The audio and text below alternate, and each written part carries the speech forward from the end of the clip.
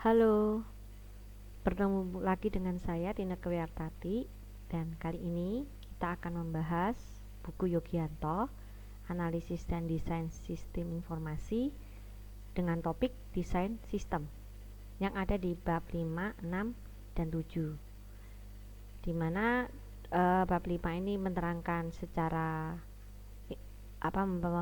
mengenalkan apa itu desain sistem. Kemudian bab 6 itu adalah desain sistem secara umum, dan bab 7 adalah desain sistem secara terperinci. Oke, saya start dari bab 5. Pengertian dari desain sistem. Sebenarnya di buku Rama yang ungu itu juga ada di bab 14. Jadi tahapan-tahapan dari pengembangan sistem ini di buku Rama juga dibahas di bab 14, bisa dilihat di situ juga. Nah, sekarang saya kembali ke buku Yogianto. Jadi desain sistem adalah tahapan setelah analisis sistem.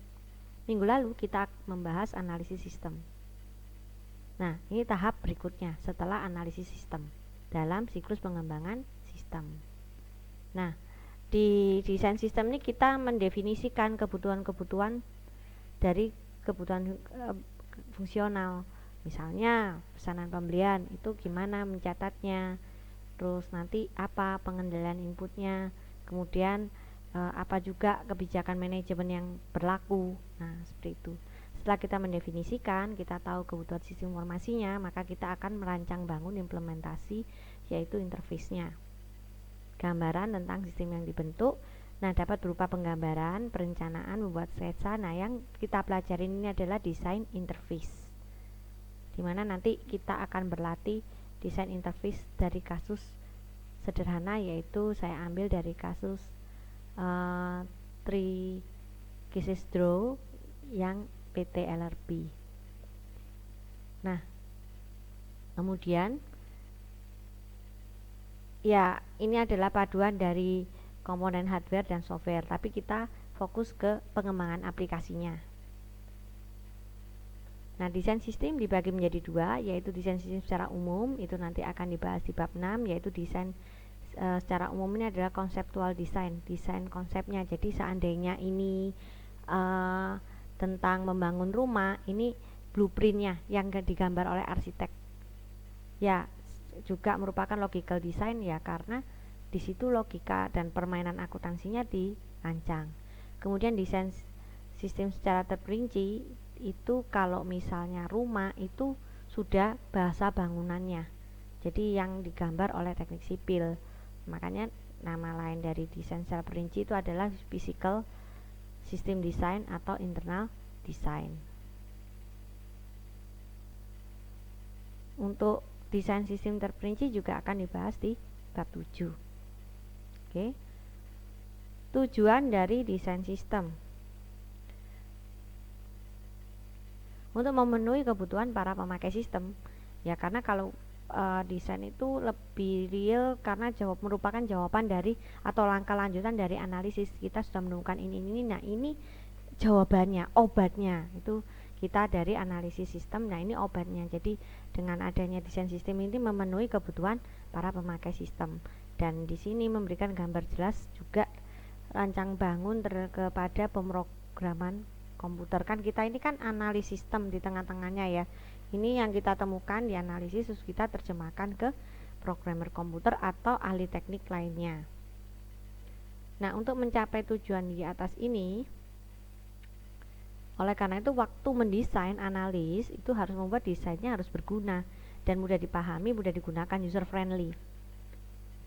Kalau terlalu ribet ya tidak bisa dipakai, apalagi ternyata terlalu kompleks ya. Mestinya perusahaan itu butuh obat sampai level 3, tapi ini bikin terlalu canggih sampai level 5. Ya memang kelihatan hebat, tapi tidak menjawab kebutuhan perusahaan, malah tidak bisa dipakai nanti aplikasinya karena terlalu canggih, gak sesuai kebutuhan dan susah untuk dipakai. Karena misalnya di dokumennya sederhana jadi rumit. Misalnya ini penjualan biasa tapi dokumennya seperti ekspor, kan jadi ribet, banyak yang harus diisi padahal tidak ada. Maksudnya kalau penjualan di lokal tuh kan cukup mengisi tanggal ini tidak perlu perizinan atau SK yang lain.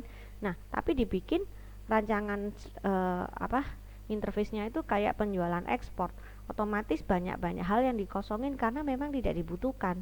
Nah, itu kan tidak user friendly dan tidak efisien, tidak berguna. Nah, terus desain sistem juga harus mendukung tujuan utama perusahaan yang sudah dianalisis, disebutkan di tahap perencanaan sistem. Itu kita sudah menggali benar-benar tentang perusahaannya, terus dianalisis sistem juga sudah menganalisis masalah-masalah yang terjadi. Terus obatnya tentu harus mendukung tujuan utama dari perusahaan gitu. Contoh nih, pandemi COVID, mendadak kuliah harus menjadi online. Tujuan utama kampus adalah menyelenggarakan pembelajaran secara online yang berkualitas, sehingga dibutuhkan aplikasi. Kita menggunakan aplikasi Moodle yang dinamain Bella. Jadi banyak kampus yang menggunakan nama aslinya itu Moodle. Nah, ini pun diambil yang sesuai dengan tujuan. Jadi gayanya di kampus ini pembelajarannya seperti ini, maka membutuhkan fitur ini, membutuhkan forum diskusi, membutuhkan chat, membutuhkan file, folder, assignment, kuis. Nah, seperti itu. Jadi, dan sesuai dengan tujuannya. Juga ada presensi. Nah, seperti itu. Jadi, tujuannya supaya pembelajaran online-nya terselenggara dengan baik. Nah, desain sistem juga harus efisien dan efektif, sehingga kita kalau mengisi itu tidak bingung dan bisa menghasilkan laporan yang akurat, tepat waktu, dan relevan. Nah, itu. Pelaporan pasti pengaruh dari data yang masuk. Data yang masuk apa, itu yang jadi laporan gitu. Makanya desain sistemnya itu harus efektif supaya bisa menghasilkan laporan dan efisien, cukup yang dibutuhkan.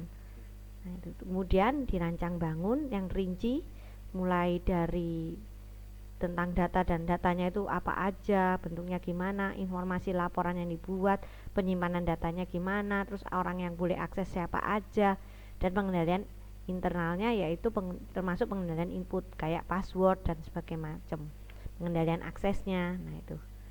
Oke. Tekanan-tekanan desain seperti yang ada di buku. Yang pertama, integrasi. Nanti di dalamnya itu saling terintegrasi, satu interface dengan interface yang lain, satu modul dengan modul yang lain, itu menjadi satu kesatuan. Jalur pemakai sistem atau interface. Seperti tadi, di dalam interface itu nanti ada query dan lain-lain, nanti ini akan dibahas di slide berikutnya. Kemudian tekanan-tekanan persaingan, kita lihat aja ATM.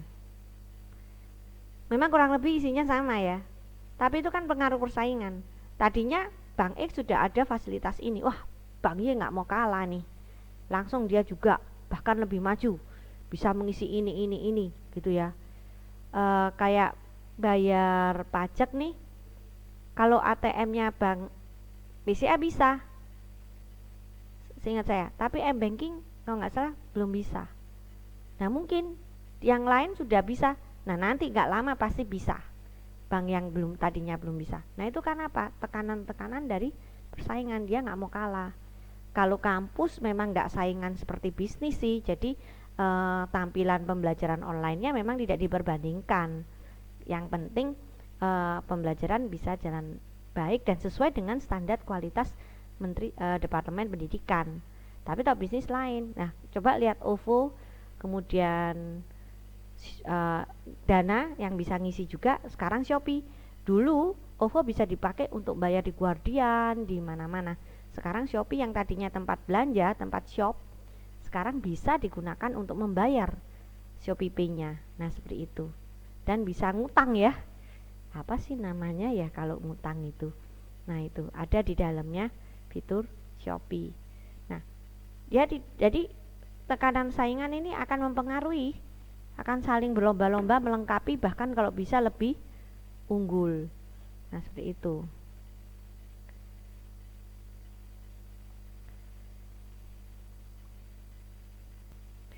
Saya baru ingat Shopee Pay Later. Nah, ini juga ada, tidak salah kalau di Traveloka atau di semacam yang ini ya, yang untuk membeli tiket pesawat juga ada Jadi pakai pay letter sehingga istilahnya beli tiket ngutang dulu. Nah, itu ditiru juga dengan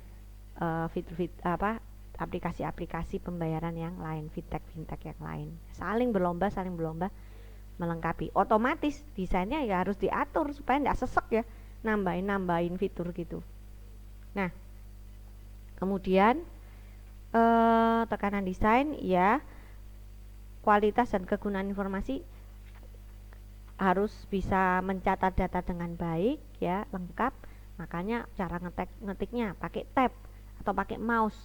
Nah, itu akan mempengaruhi supaya lengkap atau tidak. Kalau nggak salah software Accurate, kalau Anda kemarin masih ingat, itu untuk berpindah ke field satu ke field lain yang baik itu bukan pakai mouse, tapi pakai tab. Sebenarnya kita kalau mengisi kayak gituan, paling bagus waktu pindah dari satu ke tempat yang lain itu sebaiknya pakai tab sehingga lengkap yang diisi. Nah, itu cara-caranya. Itu kan desain, tekanan desainnya ada di situ. Kemudian kebutuhan sistem. Ya ini banyak ya, handal, mudah diakses, luas, fleksibel. Sekarang sih banyak ya aplikasi-aplikasi yang bisa di customize. Oh, aku mau pakai ini jam, letak jamnya saya taruh di pojok kiri. Nah, seperti itu. Bahkan layoutnya bisa diubah sesuai dengan penggunanya, baik itu di laptop maupun di handphone, bisa di customize jadi luas gitu ya. Sama software rata-rata sekarang seperti itu ya. Saya mau pakai yang ada laporannya, saya mau pakai yang ini tapi nah kayak gitu, fungsi ini tidak saya pakai jadi saya off kan, notifikasi tidak mau saya nyalakan. Nah, seperti itu ya. Kemudian kapan mau diinstalasi, diterapkan, batas waktunya harus ada. Kemudian umurnya ya, ini yang susah ya, paling enggak 5 tahun lah bisa bertahan karena teknologi informasi itu cepat. Jadi kita sudah bikin kayaknya sudah baik, tapi kok tiba-tiba di tahun depan kesannya kayak desain kita itu kayak ketinggalan karena yang lain sudah perkembangan teknologi sangat cepat. Nah, seperti itu. Nah, paling enggak 5 tahun lah umur yang istilahnya wajar. Kemudian dipelihara. Nah, itu. Makanya fitur-fitur sekarang kan update itu semua termasuk pemeliharaan ya, itu. Kemudian kebutuhan pengolahan data. Nah, dilihat nih volume datanya banyak atau tidak. Ini pernah nih ada kampus yang pertama kali KRS online, dia tidak menyangka, dia coba dari fakultas yang paling besar, misalnya fakultas bisnis. Dia tidak menyangka kalau mahasiswa itu langsung menyerbu. Begitu jam pertama dipikir ada mahasiswa yang masuk di jam 1 jam setelahnya, ternyata begitu detik pertama semua mahasiswanya nyerbu, server itu down. Nah, seperti itu. Jadi harus memperkirakan volume data yang akan diolah. Terus hambatan waktu pengolahan ya. Nah, itu bisa buffering, nah respon time-nya gitu. Juga permintaan perhitungan. Artinya kalau bisa yang menghitung itu adalah biarlah komputernya. Makanya software sekarang, apalagi software akuntansi, mana pernah jumlah kali harga totalnya kita yang hitung pakai kalkulator. Lucu itu namanya. Biasanya sudah dihitung oleh komputernya. Itu salah satu pengendalian input juga. Kemudian faktor organisasi, nanti ada di slide berikutnya. Itu juga mempengaruhi tekanan desain. Terus juga dalam desain harus memperhatikan efektivitas biaya dan manfaat yang didapat, jangan terlalu canggih istilahnya. Kemudian faktor manusianya, iya, dengan adanya interface ini atau aplikasi ini dia semakin enak kerjanya, semakin cepat gitu ya.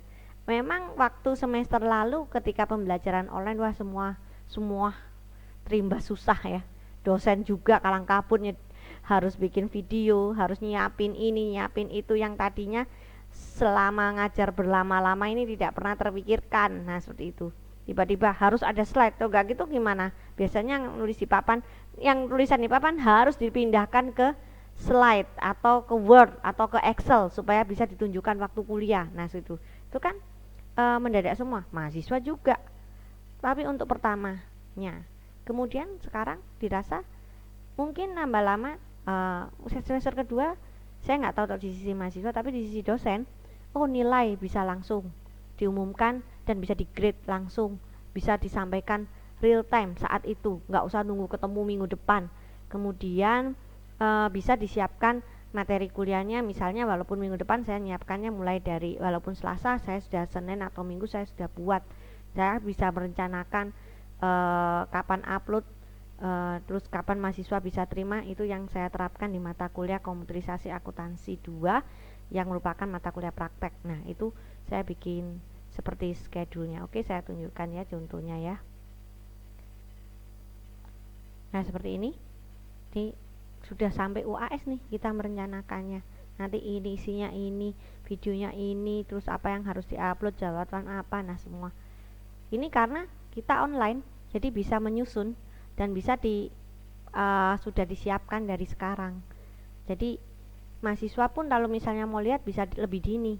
Kita kan belum pasang, tapi kita sudah pasang rencana ini sehingga mahasiswa bisa lihat apa aja yang akan dipelajari dan kapan dia akan memperoleh semua ini. Nah seperti itu ya, karena berjalannya waktu akhirnya manusia meningkatkan produktivitasnya.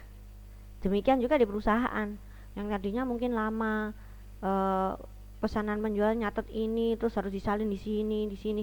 Dengan adanya komputerisasi aplikasi, cukup sekali input bisa menghasilkan 2 dokumen, di print aja sebagai surat jalan, juga mungkin jadi 3, pesanan penjualan langsung menjadi surat jalan, langsung menjadi faktur. Nah itu benar-benar meningkatkan produktivitas dan menghindari kesalahan. Kemudian kebutuhan kelayakan, kalau ingat ini sudah dibahas di bab perencanaan ya, bab 2 kalau nggak salah. Nah itu, nah ini ada di bab 200, di bab ini disinggung sebentar, yaitu kelayakan ekonominya, tersedia di pasar atau tidak, kelayakan tekniknya, kelayakan operasi, ada yang bisa ada trainingnya atau tidak, secara terjadwal itu sesuai atau tidak terlalu lama itu tidak, sudah percuma, pertumbuhan sudah bergerak cepat sehingga waktu dihasilkan sudah usang basi. Nah itu jadwalnya juga harus memungkinkan, tapi tidak bisa langsung besok jadi, walaupun iya ada kasus-kasus tertentu yang mendadak harus jadi. Contohnya ini pembelajaran online, itu bukan hanya satu kampus, semua kampus mengalami kalang kabut ini ya, tapi harus siap.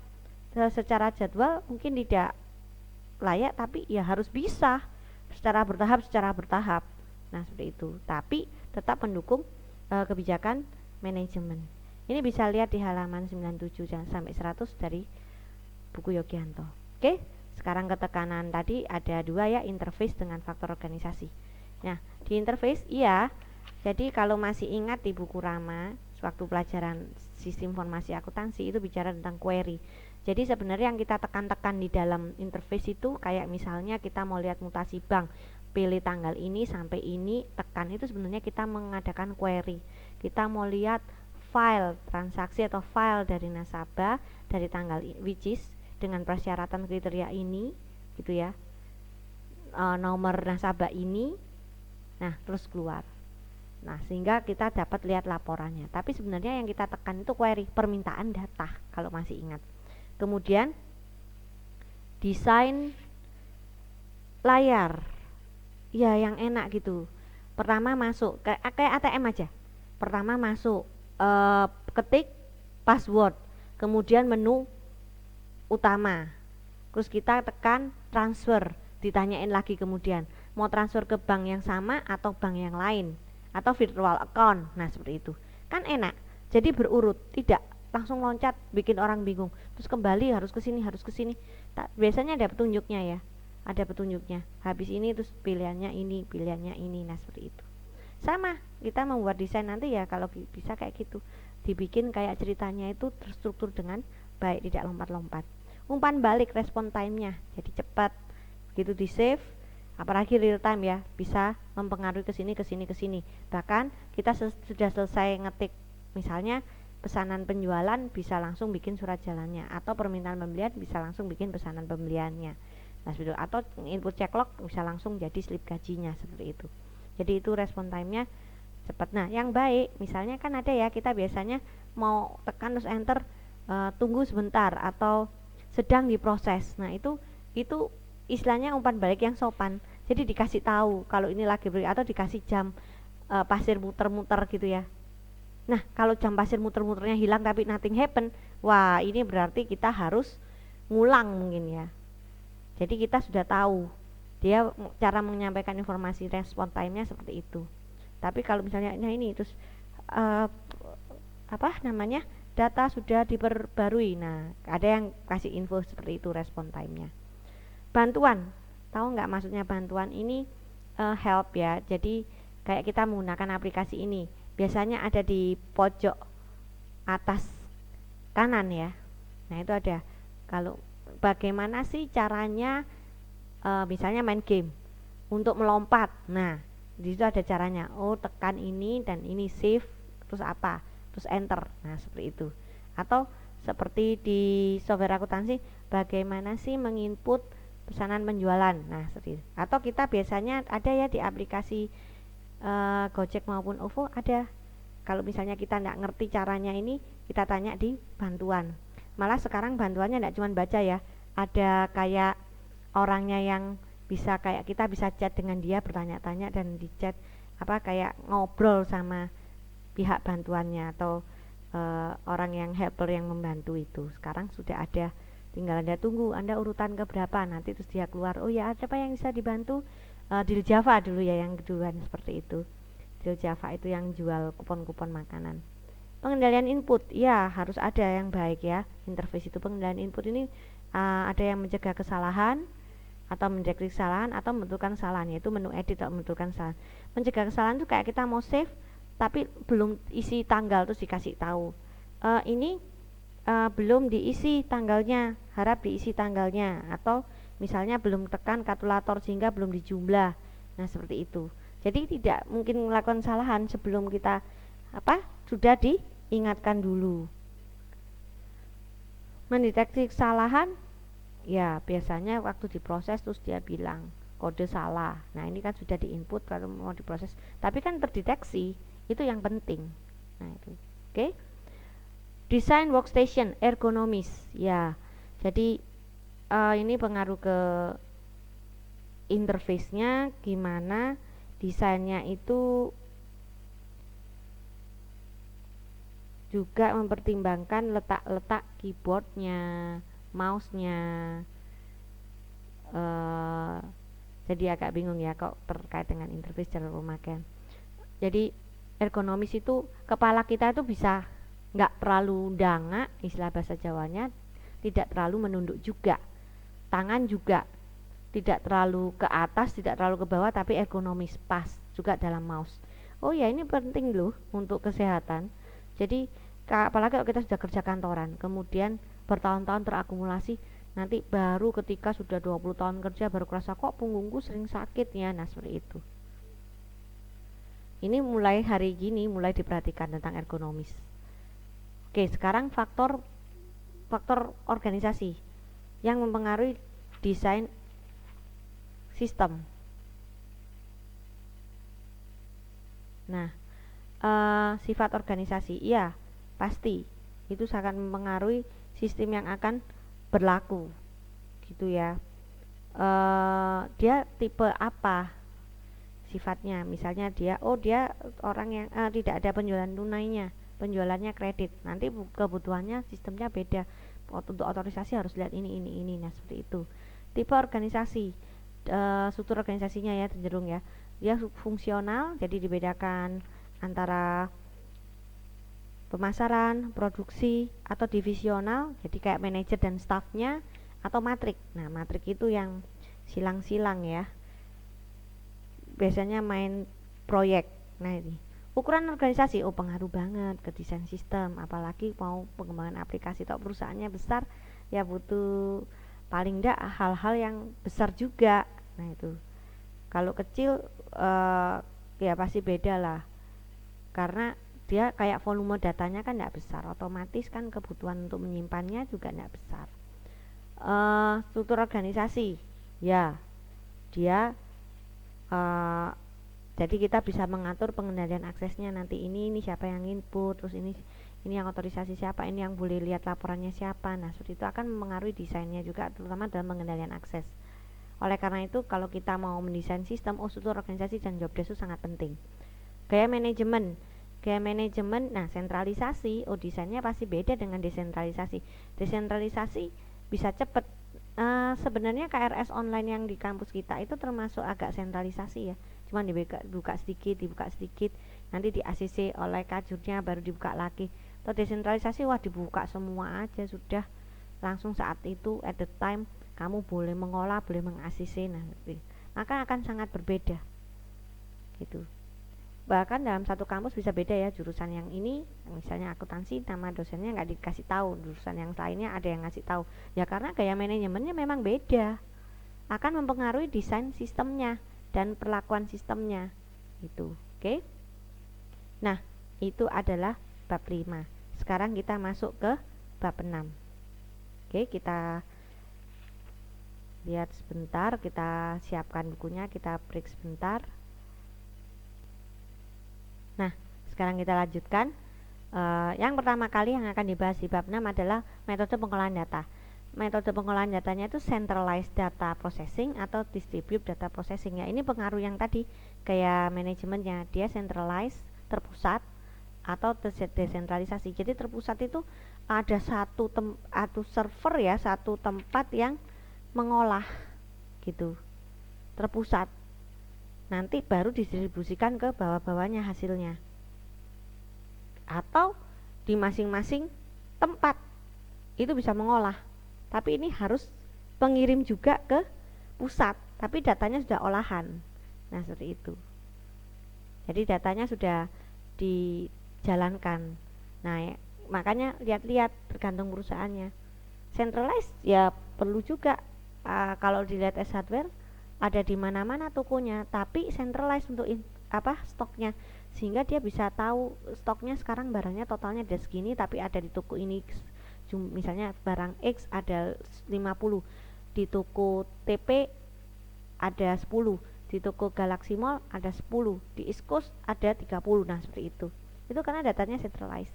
Tapi terdistribute ya masing-masing toko, kalau mau ya tunggu nanti akan dikirim, mungkin baru tahu update-nya besok. Untuk update secara real time nggak bisa, nanti tetap bisa update tapi butuh waktu untuk yang ke sentralnya, tapi tergantung perusahaannya itu mau kayak apa. Makanya ini sangat-sangat akan mempengaruhi mana yang dipilih, sentral atau distribute, akan mengaruhi arsitek jaringan kerja network, dimana di sini diartikan bukan network internal ya, tapi jaringan yang lebih luas. Atau ada lagi metode pengolahan data batch processing method, online processing method. Nah kalau batch processing method itu datanya dikumpulkan dulu, nah kemudian baru diolah bersamaan gitu ya. Jadi misalnya transaksi hari ini dikumpulkan, nggak tahu total penjualan berapa, nanti kalau sudah satu mau ganti shift baru ditotal. Nah itu namanya batch, dia memproses tumpukannya ini bisa 1 jam, bisa 2 jam, bisa sampai 1 hari baru diproses, tergantung sistemnya gitu ya. Tapi artinya dia tidak langsung. Kalau online processing method ya langsung saat itu juga satu-satu dia. Nah sekarang orang sudah online batch mulai ditinggal, tapi bukan artinya ditinggal total. Ada hal-hal tertentu kayak laporan harus lengkap semua, berarti tunggu prosesingnya proses batch. Jadi kayak dicampur ya, online dan batch processing, karena untuk laporan kan harus nunggu ini nanti jadikan satu, ada laporan yang seperti itu. Oke. Nah sekarang desain, kita bicara melalui output. Biasanya orang kalau mendesain itu yang benar itu dari output dulu, kemudian input, terus prosesnya. Jadi kita mau lihat laporannya itu kayak apa sehingga membutuhkan data ini. Jadi laporannya mau dibuat apa, ini. Oh berarti butuh dong tanggal jatuh tempo, misalnya mau bikin daftar umur piutang, jadi butuh dong tanggal transaksinya supaya bisa menghitung jatuh tempo, terminnya. Nah maka input datanya ya harus ada termin, ya harus ada tanggal transaksinya. Nah seperti itu baru kita ke proses. Nah langkah desain output umum ini kita harus tentukan kebutuhan outputnya apa, laporan yang mau dibuat apa, terus parameter dari output itu gimana. Itu ya untuk output. Input ya kurang lebih sama, tapi di input ini kita benar-benar menekankan mulai penangkapan data, penyiapan data, dan pemasukan data. Jadi input, untuk menginput itu ada 3 hal. Datanya ditangkap pakai apa? Pakai form, kayak kita mau KRS harus nyatet konsep KRS dulu. Jadi datanya ditulis dulu, ditangkap, bukan diingat-ingat. Atau kayak di restoran menunya dicatat di kertas oret-oretan, nanti dari kertas itu kalau sudah siap lengkap, sebaiknya kertas itu ada formatnya ya, baru diinput. Nah seperti itu. Atau kita ada sih memang yang sekaligus yang input dan masukkan langsung jadi satu, ya memang ada. Nah tapi tahapan yang sebenarnya itu adalah datanya mau kayak apa ditangkapnya, terus kemudian disiapkan, baru siap di input. Sama untuk langkah-langkah desain inputnya, kebutuhan inputnya itu apa aja, dokumennya itu harus gimana, yang pasti harus pre-number ya. Kemudian parameter dari inputnya. Next slide tentang database. Kalau kita ingat, kita belajar database management itu ada master file, file induk, di mana file induk itu ada data acuan, dan harus tahu file induk itu adalah yang mencatat data relatif permanen ya, merupakan master file. Data acuan adalah data yang tidak berubah. Data ringkasan itu merupakan summary field yang merupakan akumulasi dari yang sudah terjadi. Dan biasanya data akumulasi atau data ringkasan ini berupa angka. Tapi kalau data acuan bisa angka, bisa huruf. Contohnya master file karyawan. Nah, itu adalah data yang relatif permanen. Namanya permanen, tanggal lahirnya permanen. Nah, seperti itu. Nah, nama, nomor induk karyawan, alamat, itu adalah data acuan. Data ringkasannya mungkin jumlah anak ya, karena bisa bertambah. Atau saldo piutang, kalau misalnya karyawannya ngutang ke perusahaan, berarti dibagi perusahaan ada saldo piutang karyawan. Nah seperti itu kan, bertambah berkurang dibayar ya berkurang, kalau ngutang lagi ya bertambah. Nah itu namanya data ringkasan. File transaksi itu adalah file untuk mencatat kejadian atau transaksi yang berlaku, misalnya pesanan penjualan, surat jalan, laporan penerimaan barang, dan biasanya file transaksi ini bertanggal gitu. Nanti kalau dikaitkan dengan primary key, foreign key, nah file transaksi 100% ada foreign key karena dia untuk transaksi dan butuh efisiensi untuk penginputan. Semoga masih ingat ya primary key dan foreign key. Primary key itu yang membedakan antar baris, merupakan identitas dari baris itu secara unik kodenya. Kemudian kalau foreign key itu adalah primary key yang ada di tabel yang lain atau file yang lain. File laporan, nah laporannya mau kayak apa gitu ya, apa aja file laporan yang dibutuhkan. File historis, yaitu adalah data masa lalu, yang ini juga penting. Backup file, jadi kalau ada apa-apa masih ada file backup. Working file, nah kadang-kadang kalau kita lagi buka file terus kita lihat di Explorer itu ada yang kayak nggak jelas gitu ya, kayak brung-brung, tapi itu itu working file. Jadi dia file yang aslinya, terus dia ada working filenya. Nanti kalau di save, working filenya akan nindis file aslinya menjadi sudah diperbarui file aslinya. Tapi waktu mengerjakan dia dalam bentuk working file. Nah kadang-kadang bisa dilihat waktu kita lihat di Explorer itu ya. Nah sekarang kita bicara pengendalian. Pengendalian di sini pengendalian umum ya. Apa aja yang termasuk pengendalian umum? Pengendalian organisasi, yaitu ada pemisahan tugas, di mana ada yang otorisasi, ada yang mencatat, ada yang membuat laporan gitu ya. Tidak semua boleh lihat laporannya, misalnya slip gaji nggak boleh sembarangan orang bisa lihat. Nah seperti itu harus ada pemisahan tugas atau pengaturan di seluruh organisasinya. Nanti kita juga membahas pengendalian dokumentasi, pengendalian perangkat keras, pengendalian keamanan fisik, pengendalian keamanan data, dan pengendalian komunikasi. Oke, kembali tadi pengendalian organisasi sudah, sekarang pengendalian dokumentasi. Nah pengendalian dokumentasi itu di sini bukan dokumen ya, maksudnya dokumentasi itu cerita tentang proses bisnisnya yang terdokumen, biasanya pakai flowchart atau DFD itu ya. Nah kita harus tahu sistem yang berlangsung kayak apa gitu ya. Makanya kalau misalnya ada yang baru, pakai training. Nah, dokumentasi itu dokumentasi apa aja? Prosedurnya bisa dalam narasi, bisa dalam bentuk flowchart, sama sistem atau prosedur sama. Terus dokumentasi programnya apa yang dipakai, terus kebutuhannya apa juga gitu ya. Dokumentasi operasi, dokumen datanya. Makanya kalau kita bikin proyek, kita minta datanya dalam bentuk dokumen yang dipakai oleh perusahaan. Pengendali perangkat keras, hardware-nya ya harus dicek supaya bisa berjalan dengan baik hardware-nya. Ya perlu di maintenance, antivirus dan segalanya itu. Pengendalian keamanan fisik, pakai satpam, kalau masuk pakai agenda kunjungan. Nah itu ya, ini untuk desain secara umum. Pengendalian umumnya ini pakai CCTV, ada pintu daruratnya seperti lab.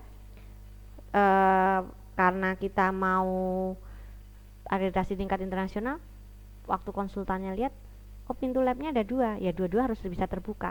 Kunci yang satunya di mana? Kebetulan labnya kuncinya ada di rumah tangga. Oh nggak boleh, harus tersedia di dalam ruangan itu supaya kalau ada apa-apa atau kebutuhan bisa segera dibuka. Nah itu termasuk pengendalian keamanan fisik. Jadi kalau ada apa-apa bisa segera teratasi. Ya sama dengan pintu darurat. Penggunaan tanda pengenal, makanya di perusahaan-perusahaan tanda pengenal itu wajib dipakai, bahkan digunakan untuk masuk ruangan tuh di tab, kita tinggal tuk kartu kita di alatnya, terus pintunya terbuka. Nah itu sebenarnya untuk keamanan fisik supaya tidak sembarangan orang masuk di dalam ruangan itu. UPS ya, supaya tak lampu listrik mati tidak langsung pup terus tidak tersimpan datanya. Stabilizer yang supaya menjaga hardwarenya. AC itu juga pemadam kebakaran. Pengendalian keamanan data, proteksi file tadi, backup file itu, pembatasan akses supaya tidak semua orang bisa mengakses, yang berkepentingan aja, dan ada backup. Pengendalian komunikasi itu tentang transmisi data. Jadi sebenarnya waktu kita ngemail, waktu saya send email itu data itu langsung terencrypt. Nanti nggak tahu dalam bahasa apa, nanti waktu nyampe baru kembali ke bentuk asalnya, yaitu transmisi data. Aman nggak gitu ya dalam melakukan ini? Itu sudah bahasa programmer. Oke. Pengendalian aplikasi. Oh ya, gimana pengendalian input, pengolahan dan keluarannya. Pengendalian input, misalnya data. Oh ya, harus ada nomor urutnya. Nah seperti itu. Terus data bisa diverifikasi.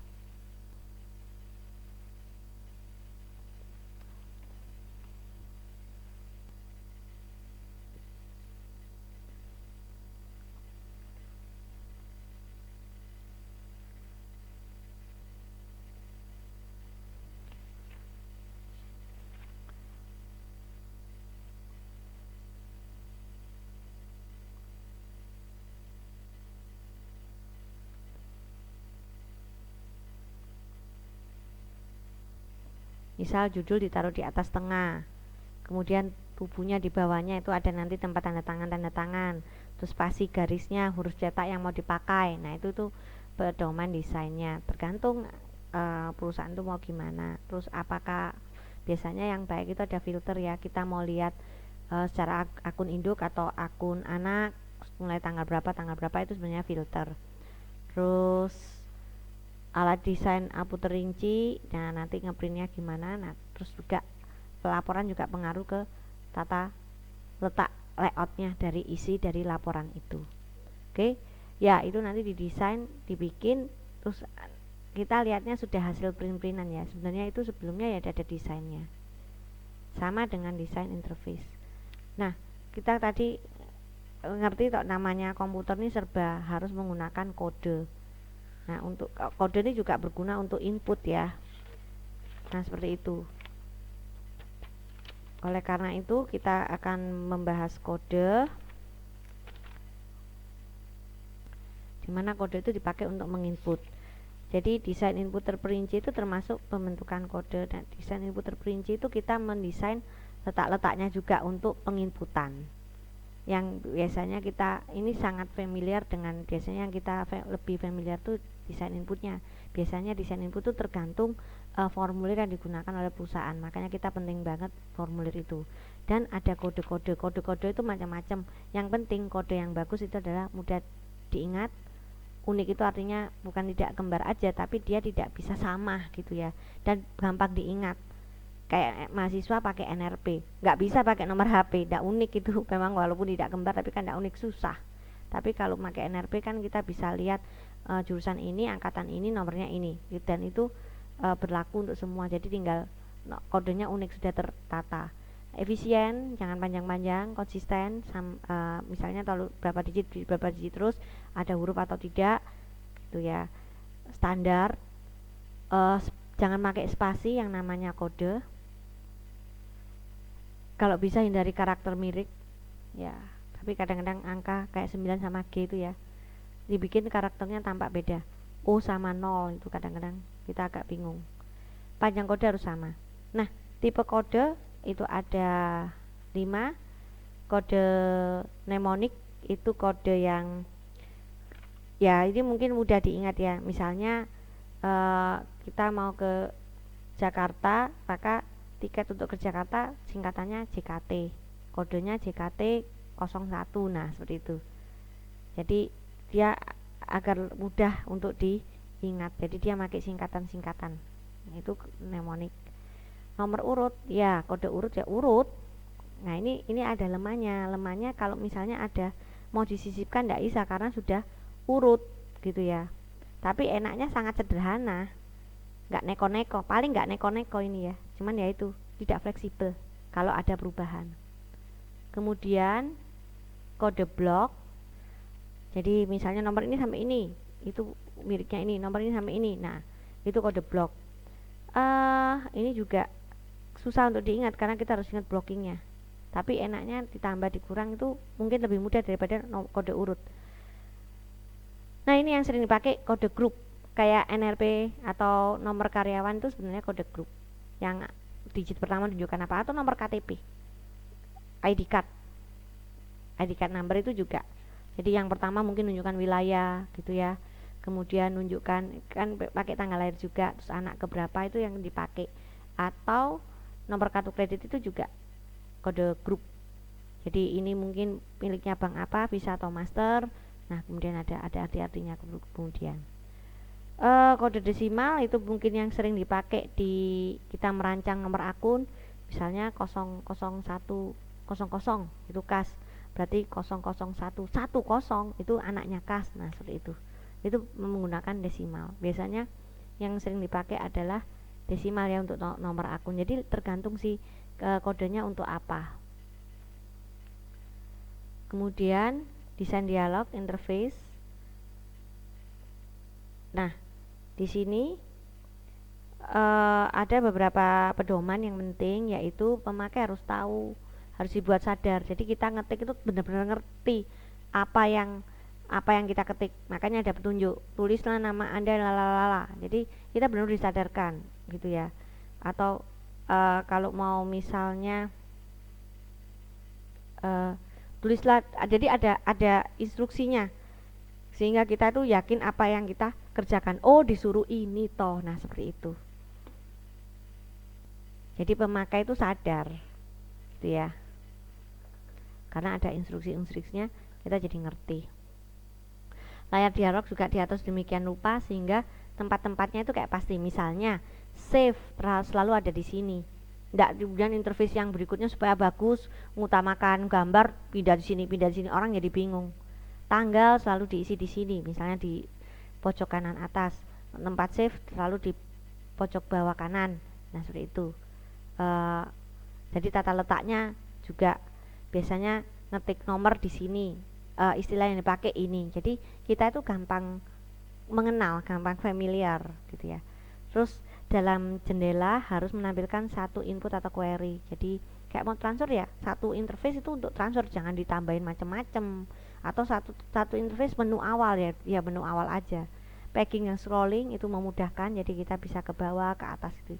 Gunakan kalimat yang sederhana, mudah dimengerti. Jangan menggunakan singkatan-singkatan karena itu akan membuat bingung. Terus kemudian pakailah simbol yang secara umum dipakai orang.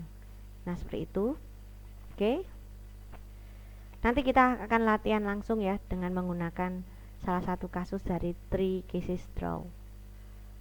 Nah, sekarang kita akan lanjut ke latihan. Video tutorial ini sudah selesai. Thank you. Untuk video tutorial kita akan ketemu minggu depan. Terima kasih atas perhatiannya. Sekarang kita lanjut ke forum diskusi untuk latihan.